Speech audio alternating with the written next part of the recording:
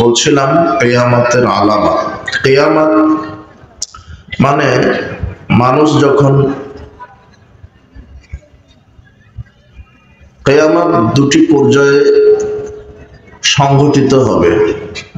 কিয়ামত মানে হচ্ছে দাঁড়িয়ে যাওয়া, আরেকটি এটা হচ্ছে শাব্দিক অর্থ, আবিধানিক অর্থ। আর পারিভাষিক অর্থে কিয়ামত ওই পরিস্থিতিকে বলা হয় যখন আল্লাহ সুবহানাহু ওয়া তাআলা যা কিছু সৃষ্টি করেছেন সবকিছু যেদিন ধ্বংস করে দিবেন, সেটা হচ্ছে কিয়ামত। কুল্লু মান আলাইহা ফান ওয়া ইয়াবকা ওয়াজহু রাব্বিকা যুল জালালি ওয়াল ইকরাম।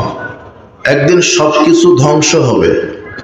আল্লাহ যা সৃষ্টি করেছেন সবকিছু একদিন আল্লাহ কি করবেন? ধ্বংস করবেন। এই যে আকাশ, জমিন, সূর্য, চন্দ্র, নক্ষত্র যা কিছু দেখছেন, গাছপালা, পাহাড়, নদী, নালা, যা কিছু দেখছেন, মানুষ, জিন, যত পশু প্রাণী দেখছেন, জীববস্তু, জড়বস্তু দেখছেন, সবকিছুকে আল্লাহ একদিন ধ্বংস করে দিবেন। আর এটাকেই বলা হয় প্রথম পর্যায়ে কিয়ামত। কিয়ামত দুটি পর্যায়ে সংঘটিত হবে। আল্লাহ সুবহানাহু ওয়া তাআলা একজন ফেরেশতাকে নিযুক্ত করে রেখেছেন, যেই ফেরেশতার শুধু একটাই দায়িত্ব, সিংহা মুখে লাগিয়ে রেখেছেন। আল্লাহ যখন তাকে বলবেন যে ফুৎকার দাও, তখন সেই ফেরেশতা ফুৎকার দিবে। আর প্রথম ফুৎকারে যা কিছু আছে, জীববস্তু, জড়বস্তু, আকাশ, জমিন, পাহাড়, পর্বত, সবকিছু ধ্বংস হবে। এটা প্রথম ফুৎকারে হবে। আর দ্বিতীয় ফুৎকার আবার দিবেন। আল্লাহ যখন বলবেন যে এবার দ্বিতীয়বার ফুৎকার দাও, তখন জীববস্তু, মানুষ, জিন, পশু, প্রাণী যা কিছু আছে সবাই নিজ নিজ কবর থেকে হাসরের মাঠে উপস্থিত হবে। আবু হুরায়রা রাদিয়াল্লাহু আনহু বলছেন, রাসূল সাল্লাল্লাহু আলাইহি ওয়াসাল্লাম বলেছেন, মা বাইনা নাফখাতাইনি 40। কিয়ামতের যে দুটা ফুৎকার হবে, এই দুটা ফুৎকারের ব্যবধান হবে 40। আবু হুরায়রাকে সাহাবীগণ জিজ্ঞাসা করলেন, ইয়া আবু হুরায়রা, 40 শাহরান, এই 40টা এটা কি মাস? 40 ইয়াওমান, এই 40টা কি দিন? 40 সানাতান, এই 40 কি বছর? আবু হুরায়রা বলছেন, ওটা আমার স্মরণে নেই, তবে রাসূল সাল্লাল্লাহু আলাইহি ওয়াসাল্লাম বলেছেন 40। কিয়ামত সংঘটিত হবে দুটি ফুৎকারে। প্রথম ফুৎকারে সব ধ্বংস হবে, দ্বিতীয় ফুৎকারে সবাই বিচারের মাঠে, হাসরের মাঠে উপস্থিত হবে। এই দুই ফুৎকারের ব্যবধান কত হবে? 40। এটা 40 দিন হতে পারে, 40 মাস হতে পারে, 40 বছর হতে পারে, তবে ফুৎকার হবেই। কিয়ামত একদিন হবেই। মানুষ হাসরের মাঠে উঠবেই। মানুষকে তার কর্মের ব্যাপারে জবাব দিতে হবেই। মানুষ খারাপ কর্মের প্রতিফল খারাপ পাবে, ভালো কর্মের প্রতিফল ভালো পাবে, এটা হবেই। আল্লাহ সুবহানাহু ওয়া তাআলা বলছেন, ইয়াসআলুনাকা আনিন নাস। মানুষ আপনাকে জিজ্ঞাসা করে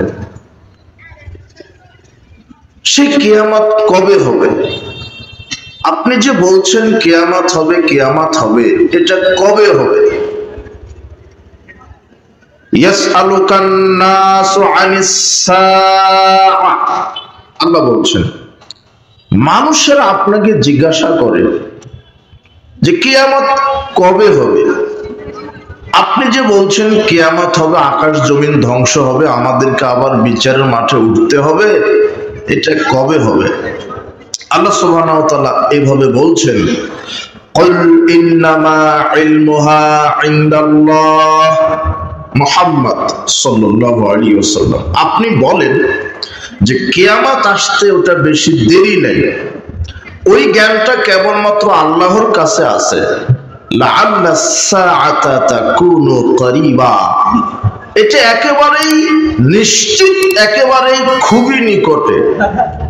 কিয়ামত সংগঠিত হবে, এটা খুবই নিকটে। আকাশ জমিন পাহাড় পর্বত ধ্বংস হবে খুবই নিকটে। মানুষ জিন পশু প্রাণী কীট পতঙ্গ সব হাসরের মাঠে জমায়েত হবে, এটা খুবই নিকটে। ওয়ান্নাস-সাআতা আতিয়াতুন লা রাইবা ফিহা, আল্লাহ বলছেন সেই কিয়ামত সংগঠিত হবেই হবে, এতে কোনো সন্দেহ নাই, এতে কোনো অবকাশ নাই। কিয়ামত সংগঠিত হবেই। ইন্নাল্লাহা ইনদাহু ইলমুস সাআ, কিয়ামতের জ্ঞান আল্লাহর নিকটে রয়েছে। 5টি বিষয়ের জ্ঞান পৃথিবীর কোনো মানুষকে দেওয়া হয়নি।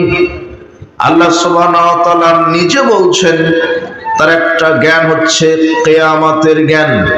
কিয়ামত কবে সংগঠিত হবে এই জ্ঞানটা কার কাছে রয়েছে? আল্লাহর কাছে। তবে দিনটা বলে দিয়েছেন কিয়ামত সংগঠিত হবে জুমার দিনে। কোন দিনে?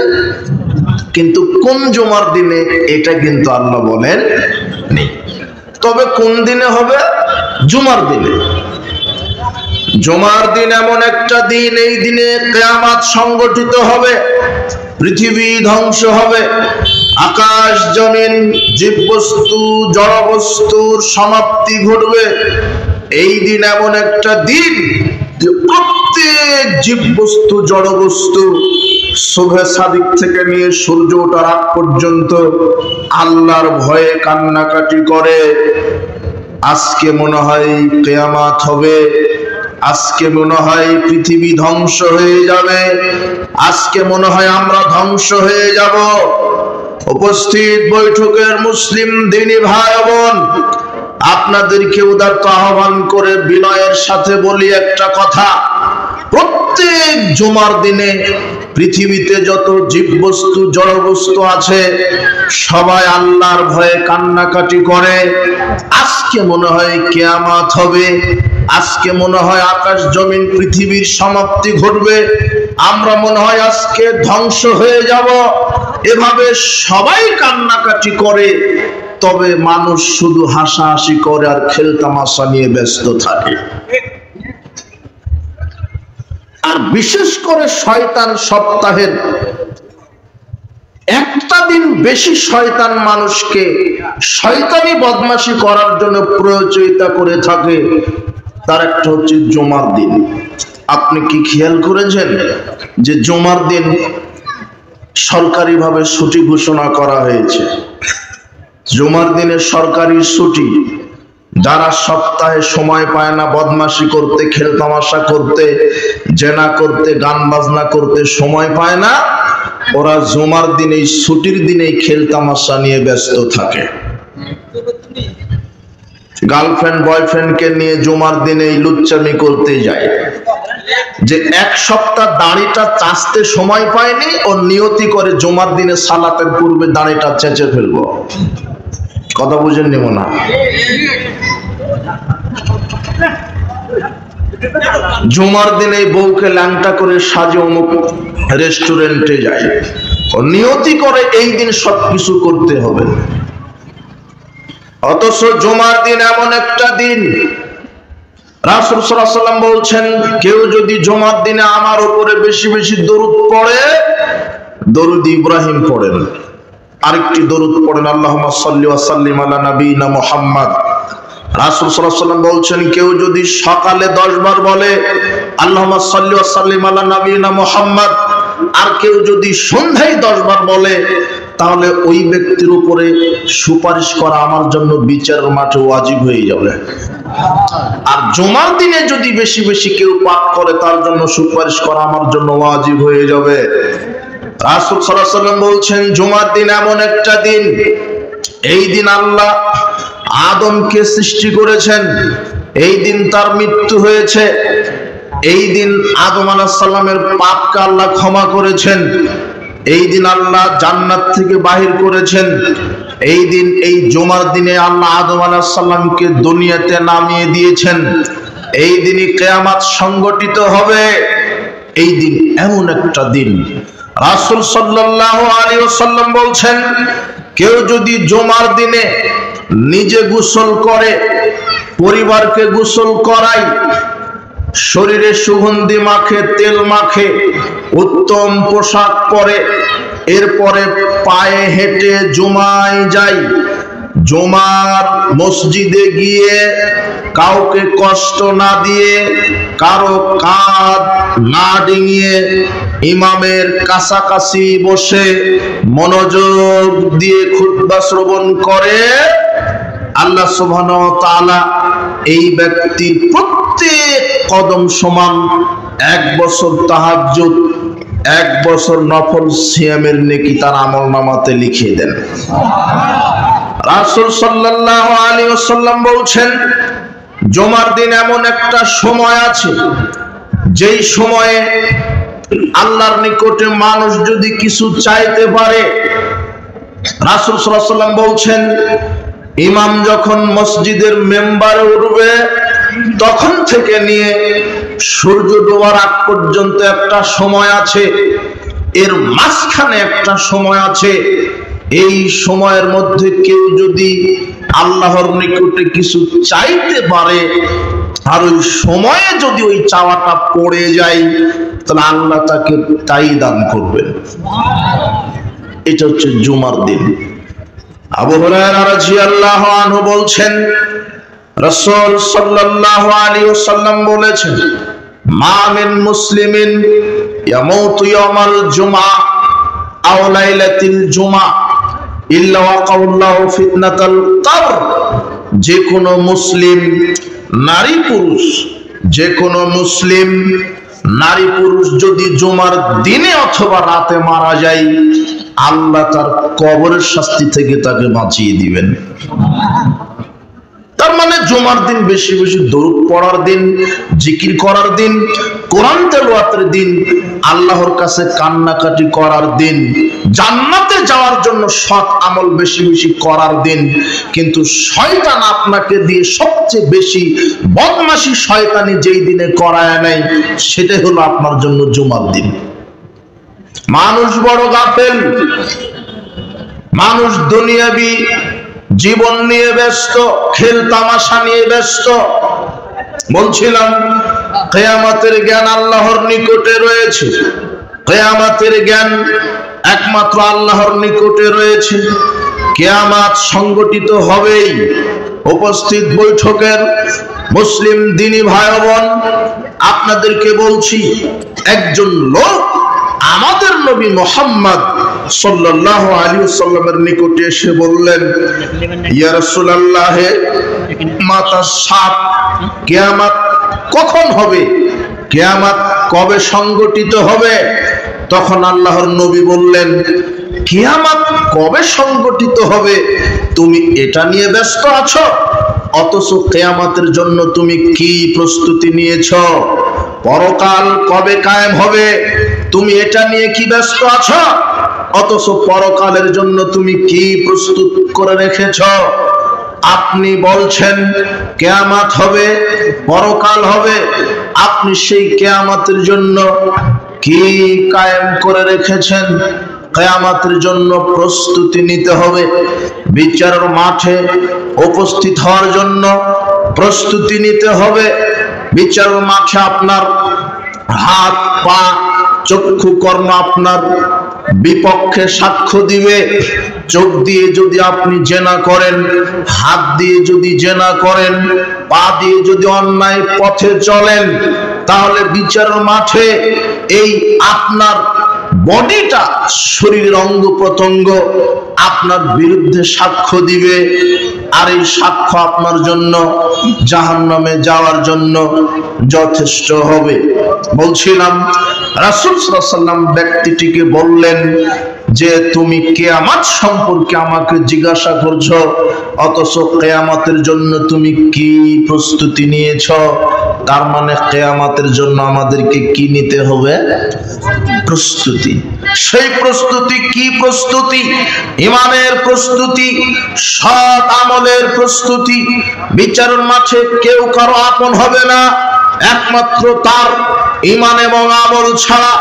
যদি ঈমান আমল ভালো হয়, বিচারের মাঠ ভালো হবে, কবর ভালো হবে, কিয়ামতের মাঠ ভালো হবে, সিরাত ভালো হবে, প্রতিদান জান্নাত হবে। আমল যদি খারাপ হয়, কেউ বিচার মাঠে আপনার পরিমাণ উপকার করতে পারবে না। বলছিলাম সম্মানিত উপস্থিতি, মুসলিম দিনী ভাই বোন, এই যে আকাশ জমিন সূর্য চন্দ্র সব ধ্বংস হবে, সব একদিন ধ্বংস নিঃশেষ হয়ে যাবে। এর পূর্বে কিছু আলামত প্রকাশ পাবে। এই আলামতগুলি আপনাদেরকে একটু একটু বলার চেষ্টা করব ইনশাআল্লাহ। মুহাদ্দিসগণ কিয়ামতের আলামতকে দুই ভাগে বিভক্ত করেছেন। এক আলামাতে সুগরা, দুই আলামাতে কুবরা। বড় বড় আলামত, ছোট ছোট আলামত। আমরা এখন প্রাথমিক অবস্থায় কিয়ামতের ছোট ছোট আলামতগুলি আলোচনা করব। যে আলামতগুলি দেখা দিলে বুঝতে হবে কিয়ামত আর বেশি দূরে নেই। যে আলামতগুলি দেখা দিলে বুঝতে হবে কিয়ামত আসতে বেশি দেরি নাই। মক্কার কাফের মুশরিকদের কথা আল্লাহ সুবহানাহু ওয়া তাআলা এইভাবে তুলে ধরেছেন, ফাসায়ুনগিদুনা ইলাইকা রুসাহুম। তারা মাথা ঝুঁকায়, মাথা ঝুলিয়ে ঝুলিয়ে বলে, মুহাম্মদ আমাদেরকে কিয়ামতের ভয় দেখাই, কবরের ভয় দেখাই, বিচারের মাঠের ভয় দেখাই। তো সেই কিয়ামত কবে হবে? ফায়াকুলুনা মাতা হুয়া। তারা বলে সেই কিয়ামত কবে হবে? কুল আসা আইয়াকুনা করিবা। আল্লাহ বলছেন তুমি বলো যে কিয়ামত আসতে বেশি দেরি নাই। এই কিয়ামতের পূর্বে অনেক ছোট বড় আলামত প্রকাশ পাবে। আবু হুরায়রা রাদিয়াল্লাহু আনহু বলছেন, রাসূল সাল্লাল্লাহু আলাইহি ওয়াসাল্লাম বলেছেন, ইয়াতাকারাবুজ জামান। কিয়ামতের পূর্বের আলামত, জামানা সময় সংকীর্ণ হবে, দিন ছোট হয়ে যাবে, সপ্তাহকে খাটো হয়ে করে নেওয়া হবে, মাস ছোট হয়ে যাবে, বছরকে খাটো করে দেওয়া হবে। তাই তো আমরা আজকে দেখতে পাই নতুন বছর আসতে দেরি, নতুন বছরটা আমাদের কাছ থেকে বিদায় নিতে দেরি হচ্ছে না। জুমার দিনে সালাত আদায় করলাম, আবার জুমার দিন চলে আসতে দেরি হচ্ছে না। এই তো সকাল করলাম, সন্ধ্যা হতে দেরি হচ্ছে না। আল্লাহর নবী বলছেন কিয়ামতের আলামতের একটি লক্ষণ হচ্ছে দিন, যুগ, জামানা, সময় সংকীর্ণ হবে, সময় খাটো হবে। ওয়ায়াকসুরাল জাহাল, মূর্খতা বৃদ্ধি পাবে মানুষের ভিতরে। সমাজে প্রায় মানুষের উপরে মূর্খতা বিরাজ করবে, মূর্খ লোকদের সংখ্যা বেশি হবে। ইউলকা সুহা, কৃপণতা দেখা দিবে। ওয়ায়াকসুরাল হারাজ, মূর্খতা বৃদ্ধি পাওয়ার পরে, কৃপণতা বৃদ্ধি পাওয়ার পরে মারামারি, রক্তপাত, দাঙ্গামা হাঙ্গামা বেশি হবে। তাজহারুল ফিতনা, ফিতনা ফাসাদ বৃদ্ধি পাবে। ওসামা ইবনে যায়েদ রাদিয়াল্লাহু আনহু তিনি বলছেন, রাসূল সাল্লাল্লাহু আলাইহি সাল্লাম আশরাফুন নবী সাল্লাল্লাহু আলাইহি সাল্লাম আলা তামিম মিন আতামিল মদিনা। রাসূল সাল্লাল্লাহু আলাইহি সাল্লাম মদিনার একটা গৃহে অবস্থান করে, মদিনার একটা গৃহের ছাদের উপরে অবস্থান করে বলছেন, হে আমার সাহাবীগণ, হাল তারাউনা মা আরা। আমি যা দেখতে পাচ্ছি তোমরা কি তা দেখতে পাও? ক্বালুলা, সাহাবীগণ বলছেন না আল্লাহর নবী, আপনি যা দেখতে পাচ্ছেন তা আমরা দেখতে পাচ্ছি না। ফাইনালারা ফিতানা, রাসূল সাল্লাল্লাহু বলছেন শোনো, আমি ফিতনা দেখতে পাচ্ছি। তাকাও খিলালা বিউতিহিম কাওয়াকিল মাতার। মানুষের বাড়ির উপরে যেমন বৃষ্টিকণা পতিত হয়, বৃষ্টিকণার নাই পৃথিবীতে ওইভাবে ফিতনা পতিত হচ্ছে, নাজিল হচ্ছে। আজকে মানুষের সমস্যা, নিজের ব্যক্তিগত জীবনের সমস্যা, ফিতনা, পারিবারিক জীবনে ফিতনা, সন্তানের জীবনে ফিতনা, সন্তানে ফিতনা, ছেলের ভিতরে ফিতনা, মেয়ের ভিতরে ফিতনা, স্ত্রীর ভিতরে ফিতনা, সম্পদে ফিতনা, ঋণগ্রস্তের ভিতরে আপনি ফিতনা, আপনার সামাজিক জীবন আপনি ফিতনা, অফিস আদালত কোর্ট কাচারিতে আপনার ফিতনা। প্রত্যেকটা মানুষ সমস্যাকে সামনে নিয়ে তার জীবনকে অতিবাহিত করছে। আল্লাহর নবী বলছেন ফিতনা ফাসাদ এত বৃদ্ধি পাবে যে যখন ফিতনা দেখা দিবে মানুষের ভিতরে, তখন কিয়ামতের একটা আলামত প্রকাশ পাবে। এটাই কিয়ামতের আলামত। রাসূল সাল্লাল্লাহু আলাইহি সাল্লাম বলছেন, শোনো, ইয়াকসুরাল হারাজ, মারামারি, খুন খারাপি বৃদ্ধি পাবে। যখন সমাজে মানুষের ভিতরে হিংস্রতা, হায়নার মতো আচরণ তোমরা দেখতে পাবে, মারামারি, রক্তপাত, ফিতনা ফাসাদ যখন বেশি হবে, এটা কিয়ামতের আলামত। মারামারি, রক্তপাত এত বেশি হবে। আবু হুরায়রা রাদিয়াল্লাহু আনহু বলছেন, রাসূল সাল্লাল্লাহু আলাইহি ওয়াসাল্লাম বলেছেন, ওয়াল্লাযী নাফসি বিয়াদিহি, সেই সত্তার কসম করে বলছি যার হাতে আমার আত্মা রয়েছে, লা তাযহাবুদ দুনিয়া, দুনিয়া ততদিন পর্যন্ত ধ্বংস হবে না, হাত্তা ইয়াতি আলান নাস ইয়াউমুন, যতদিন না মানুষের উপরে একটা যুগ, একটা জামানা, একটা দিন না আসছে, এমন একটা যুগ মানুষের উপরে আসবে, লা ইয়াদরিল কাতিলু ফিমা কাতালা ওয়ালাল মাকতুলু ফিমা কুতিলা, হত্যাকারী নিজে বলতে পারবে না আমি কেন লোকটাকে হত্যা করলাম, আর যে নিহত হয়ে গেল সেও বলতে পারবে না আমি কেন নিহত হলাম। সাহাবীগণ বললেন, ইয়া রাসূলুল্লাহ, কাইফা ইয়াকুনু যালিক, এটা কিভাবে হবে? আমাদের তো মাথায় ঢুকছে না যে হত্যা করবে সে বলতে পারবে না আমি কেন লোকটাকে হত্যা করলাম, আর যে মারা যাবে সেও বলতে পারবে না আমি কেন মারা গেলাম। আল কাতিল আল মাকতুলু ফিন্নার, উভয়কে আল্লাহ জাহান্নামে দিবেন। যে হত্যা করেছে তাকেও জাহান্নামে দিবেন। আপনি হয়তো চিন্তাগ্রস্ত হয়ে গেলেন, কি ব্যাপার, হত্যাকারী হত্যা করার জন্য জাহান্নামে যাবে, কিন্তু যে নিহত হলো সে কি অপরাধে জাহান্নামে যাবে? শোনেন, উপস্থিত বৈঠকের মুসলিম দিনী ভাই বোন, পরিস্থিতি এত জটিল ও কঠিন হবে। আল্লাহর নবী বলছেন সমাজে মারামারি, দাঙ্গামা হাঙ্গামা এমন বেশি হবে যে মানুষ আরেকজন মানুষকে মারবে, হত্যা করবে, কিন্তু সে বলতে পারবে না আমি কেন লোকটাকে হত্যা করলাম। পরিস্থিতি কত জটিল ও কঠিন। নিহত ব্যক্তি জাহান্নামে যাবে, হত্যাকারী ব্যক্তি জাহান্নামে যাবে। কেন? হত্যাকারী আর নিহত ব্যক্তি দুজনেই মাঠে নেমেছিল তরবারি নিয়ে, লাঠি নিয়ে, কিন্তু যার শক্তি বেশি ছিল, যার কলা কৌশল বেশি ছিল, সে তাকে হত্যা করেছে। আসলে প্রতিপক্ষের যদি ক্ষমতা থাকতো তাহলে ও তাকে হত্যা করত। কথা বুঝেননি মনে হয়? যে নিহত হয়ে গেছে ওর শক্তি কৌশল কম ছিল, ও মাঠে নেমেছে ওকে হত্যা করার জন্য, কিন্তু যে আগে পেরেছে সে তাকে হত্যা করে দিয়েছে। দুজনেই হিংস্র হবে। এই জন্য দুজনকেই নিয়ত, দুজনেই এই নিয়তে নামবে আমি তাকে হত্যা করব, ও বলবে আমি তাকে হত্যা করব। যে শক্তিতে কলা কৌশলে বিজয়ী হবে সে তো তার প্রতিপক্ষকে হত্যা করবে।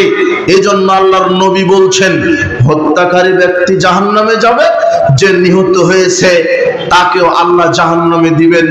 পরিস্থিতি কত জটিল ও কঠিন।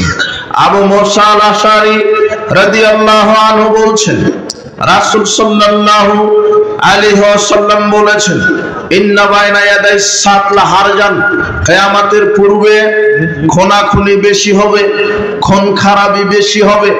সাহাবীগণ জিজ্ঞাসা করলেন, আল্লাহর নবী, ইন্না নাকতুলুল আনা ফিল আমিল ওয়াহিদি মিনাল মুশরিকিনা কাযা ওয়া কাযা। আল্লাহর নবী, আমরা তো জিহাদের মাঠে মুশরিকদেরকে হত্যা করি, তাহলে এটা কি কিয়ামতের আলামত নয়? আপনি যে বললেন কিয়ামতের পূর্বে হত্যা খুনাখুনি বেশি হবে, তো আমরা যে জিহাদের মাঠে যুদ্ধের ময়দানে মুশরিকদেরকে হত্যা করি, খুন করি, তো এটা কি কিয়ামতের আলামত নয়? তখন আল্লাহর নবী বলছেন, লা লাইসা হুয়া যালিক, এটা নয়, এটা নয়। তোমরা যে মুশরিককে যুদ্ধের মাঠে হত্যা করছো এটা কিয়ামতের আলামত নয়। ওয়ালা ইয়াকতুলু বা'দুকুম বা'দান, বরং এক মুসলিম আরেক মুসলিমকে হত্যা করবে, এটা হলো কিয়ামতের আলামত। হাত্তা ইয়াকতুলা রাজুলু জারাহু, এক প্রতিবেশী তার আরেক প্রতিবেশী ভাইকে হত্যা করবে, এটা কিয়ামতের আলামত। ওয়াবনা আম্মাহু, মানুষ তার চাচাতো ভাইকে হত্যা করবে, এটা তার আলামত। রাসূল সাল্লাল্লাহু আলাইহি ওয়াসাল্লাম এভাবে বলতে বলতে বললেন, শোনো, ইয়াকতুলা রাজুলু আখাহু, মানুষ তার মায়ের পেটের ভাইকে হত্যা করবে। ও আবাহু, বলতে বলতে বলছে সন্তান তার বাপকে হত্যা করবে। এমন একটা পরিস্থিতি চলে আসবে। আপনি এখন বাংলাদেশের ইতিহাস দেখেন, যে মারছে সে মুসলিম, যে মারা যাচ্ছে সেও মুসলিম। আল্লাহর নবী বলছেন যে মুশরিক, কাফের মুশরিককে খুন করা কিয়ামতের আলামত নয়। জিহাদের মাঠে তোমরা যে মুশরিকদেরকে মারো ওটা কিয়ামতের আলামত নয়, বরং আলামত কোনটা? এক মুসলিম আরেক মুসলিমকে মেরে দিবে। তাই তো আমরা টঙ্গীর মাঠে দেখলাম, যে তাহাজ্জুদ পড়ে তার হাতেও লাঠি, যে তাহাজ্জুদ পড়ে তার হাতেও লাঠি, যে মারছে সেও মুসলমান, যাকে মেরে ফেলা হলো সেও হাজী সাহেব। কথা বুঝেননি মনে হয়? এখনো বুঝেননি মনে হয়? টঙ্গীর মাঠে যাদের হাতে তরবারি ছিল আর লাঠি ছিল তারা কেউ হিন্দু, ইহুদি, খ্রিস্টান নয়, সবাই তাহাজ্জুদ পড়ে। মানুষকে চেপে বসতে, জি আপনি সামনের দিকে আপনারা একটু করে আগে আসেন। পরিবেশ কেমন জানি হলো, আর আরো অনেক জায়গা ছিল তো, সব দিকেই তো চট দিতে পারতেন। একটু কষ্ট করেন, আমি সংক্ষেপে আলোচনা করে শেষ করবো ইনশাআল্লাহ। তো পরিবেশটা, কিয়ামতের আলামতের বর্তমান প্রেক্ষাপটটা এগুলি মিলে যাচ্ছে, আপনি এক একটা করে দেখেন। যে মারছে সে মুসলিম, যাকে মারা হচ্ছে সেও মুসলিম। একজন আরেকজনকে মারবে, ভাই তার ভাইকে মারবে, সম্পদ জমি জায়গা নিয়ে, টাকা পয়সা নিয়ে দ্বন্দ্ব হবে। মায়ের পেটের ভাই মায়ের পেটের ভাইকে মেরে দিবে, সন্তান তার বাপকে মেরে দিবে, সন্তান তার মাকে মেরে দিবে। পরিস্থিতি কত জটিল ও কঠিন হবে। এক দল আরেক দলকে মারবে, যে এই দল করছে সেও মুসলিম, যে আরেক দলকে মারছে সেও মুসলিম। আল্লাহর নবী বলছেন, যখন পরস্পর এরা দুইজনই মুসলিম হবে, পরস্পরকে হত্যা করবে, মারবে, এই পরিস্থিতি যখন সমাজে চলে আসবে তখন বুঝতে হবে কিয়ামত আসতে বেশি দেরি নাই। সাহাবীগণ আল্লাহর নবীকে জিজ্ঞাসা করছেন, ক্বালা বাউদুল কওমি ইয়া রাসূলুল্লাহ, কিছু লোকজন রাসূল সাল্লাল্লাহু আলাইহি সাল্লামকে জিজ্ঞাসা করলেন, আল্লাহর নবী, ওয়া মা'নাউ কুলুনা যালিকাল ইয়াউম, ওই সময় কি ওই সমাজে কোনো বুদ্ধিমান কোনো নেতা থাকবে না? ওই সময় কি কোনো সমাজে বুদ্ধিমান লিডার থাকবে না, যে কোরআন হাদিস দিয়ে সমাজ, দেশ, রাষ্ট্রকে স্থিতিশীল শৃঙ্খলার মধ্যে রাখবে? তখন আল্লাহর নবী বলছেন, লা তুনজাউ কুলু আকসারে যালিকা জামান, না না, যখন দেশে খুন খারাপি বেড়ে যাবে, সন্ত্রাস বেড়ে যাবে, চাঁদাবাজি বেড়ে যাবে, দুর্নীতি বেড়ে যাবে, বেহায়াপনা বেড়ে যাবে, লুচ্চামি বেড়ে যাবে, বেহায়াপনা বেড়ে যাবে। আল্লাহর নবী বলছেন, যখন যেই দেশে চুরি ডাকাতি বেড়ে যাবে, সন্ত্রাস বেড়ে যাবে, লুচ্চামি বেড়ে যাবে, গান বাজনা বেড়ে যাবে, মাদক বেড়ে যাবে, লাউকুনা লাহুম, তাদের ভিতরে জ্ঞান থাকবে না, ওয়া ইয়াখলুফুনা হাবা মিনান নাস, ওই সময় যারা দেশে নেতৃত্ব দিবে তারা হবে ইতর শ্রেণীর নেতা। এই কথা মুহাম্মদ সাল্লাল্লাহু আলাইহি ওয়াসাল্লাম বলছেন। যেই সমাজে মারামারি বেশি হবে, একদল আরেক দলকে মারবে, গীবাত পরনিন্দা বেশি হবে, যেই সমাজে জেনা বেশি হবে, যেই সমাজে নাচ গান বেশি হবে, আপনার 31st নাইট পালন করা বলেন, বিবাহের বৈঠকে গান বাজনা বলেন, আর বিশ্ব লুচ্চা দিবস পালন করা বলেন, আর আপনার পহেলা বৈশাখ পালন করা বলেন, আর আপনার মানুষ রাতারাতি গুম করা বলেন, হত্যা করা বলেন, মাদক চোরা কারবারি, টেন্ডারবাজি, সন্ত্রাসী বলেন, যখন সমাজে এরকম অরাজকতা চলে আসবে, আল্লাহর নবী বলছেন ওই সমাজে যারা নেতৃত্ব দিবে তখন তারা হবে ইতর শ্রেণীর নেতা। কেননা ভালো মানুষ নেতৃত্ব দিলে সমাজে জেনা থাকতোই না, একজন নারী যদি আরেকটা পুরুষের সাথে জেনা করতো বিবাহের পরে, তাহলে তাকে পাথর দিয়ে মেরে ফেলা হতো। আর ওটা দেখার পরে সমাজে দিনে রাতে 1 ঘন্টার মধ্যে জেনা বন্ধ হয়ে যেত। কিন্তু এখন তোমার নেতাই 14 জন নারীর সাথে জেনা করে। কথা বুঝেননি মনে হয়। আল্লাহর নবী বলছেন যখন সমাজে জেনা মাদক বেড়ে যাবে, ওই সময়ে যারা সমাজের নেতা হবে তারা হবে ইতর। ইয়াখলুফুল হাওয়া মিনান নাস, মানুষের মধ্য থেকে যারা ইতর তারা হবে সমাজের নেতা। তাই তো সেই সমাজে সুদ বেড়ে যাবে, ঘুষ বেড়ে যাবে, দুর্নীতি বেড়ে যাবে, সন্ত্রাস বেড়ে যাবে, মানুষের নিরাপত্তা থাকবে না। যারা নিরাপত্তার বাহক হিসেবে থাকবে তাই জনগণকে নিরাপত্তা দিতে পারবে না, তাদেরই নিরাপত্তা থাকবে না।